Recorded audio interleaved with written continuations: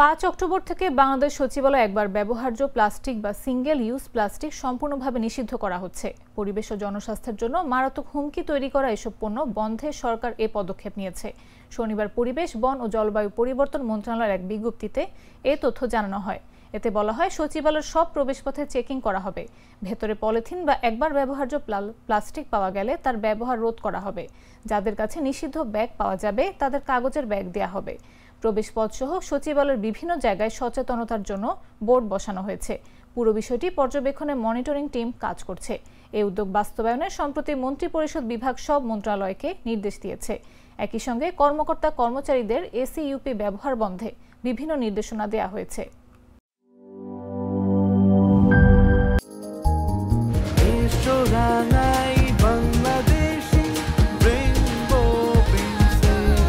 Rainbow Paints, ছড়াও জীবনের রং।